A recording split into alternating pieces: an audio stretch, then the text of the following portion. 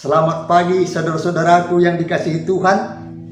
Puji Tuhan, besok 17 Agustus 2021, hari ulang tahun ke-76 kemerdekaan Republik Indonesia. Luar biasa teks kita pagi ini.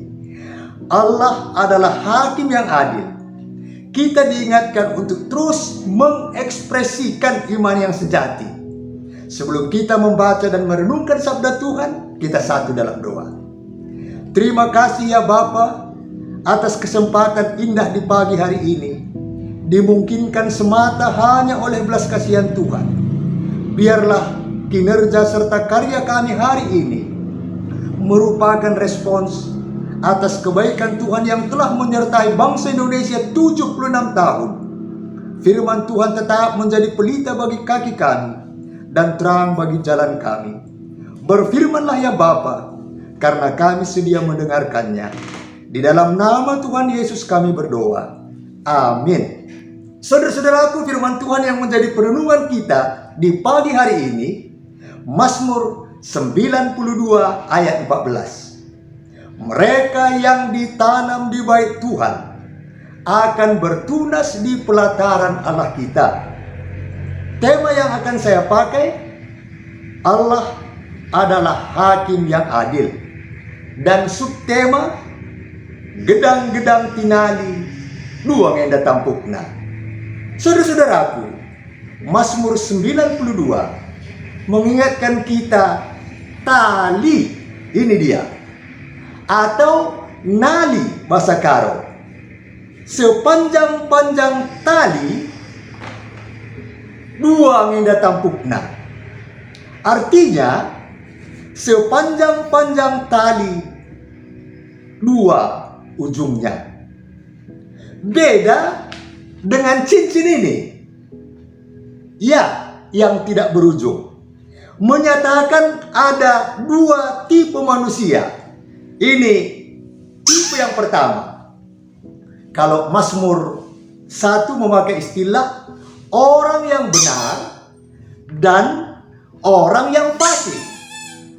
Kalau kita perhatikan, orang yang fasik, menurut Kamus Besar Bahasa Indonesia, fasik tidak peduli terhadap perintah Tuhan. Berarti buruk kelakuan, jahat. Meskipun orang fasik bertunas seperti tumbuh-tumbuhan dan orang-orang yang melakukan kejahatan berkembang, namun endingnya dipunahkan selama-lamanya. Yang kedua, orang benar akan bertunas seperti pohon korma, akan tumbuh seperti pohon aras di Libanon. Pohon yang besar, tinggi lebih dari 30 meter, yang biasa dipakai untuk bangunan istana dan bait Allah. Kayu yang tahan lama dan harum. Mereka ditanam di bait Allah, akan bertunas di pelataran Allah. Bahkan pada masa tuanya pun mereka masih berbuah menjadi gemuk dan segar. Saudara-saudaraku, kerinduan ke rumah Tuhan saja sudah luar biasa. Seperti diungkap Mazmur 84 ayat 11. Sebab lebih baik 1 hari di pelataranmu daripada 1000 hari di tempat lain. Lebih baik berdiri di ambang pintu rumah Allahku daripada diam di kemah-kemah orang fasik. Apalagi ditanam di bait Tuhan merupakan kebahagiaan tertinggi, karena ada dalam perlindungan Tuhan.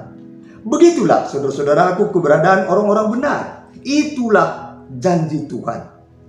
Karya Tuhan memang ajaib dan menakjubkan. Kasih dan kuasa Tuhan atas umatnya luar biasa.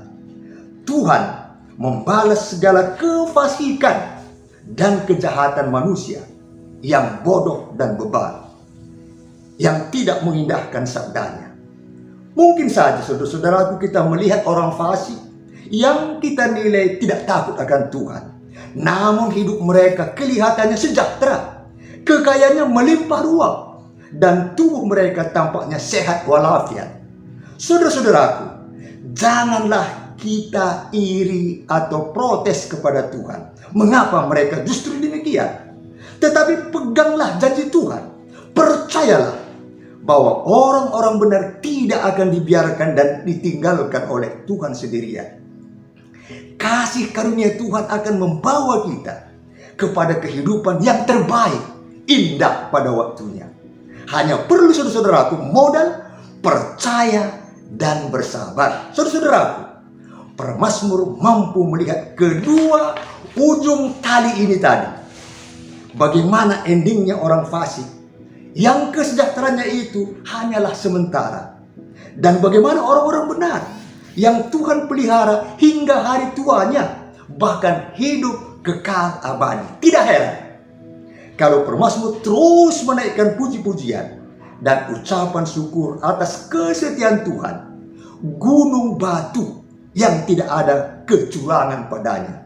Gunung batu, saudara-saudaraku, lambang kekuatan dan kemampuan Allah untuk melindungi umatnya.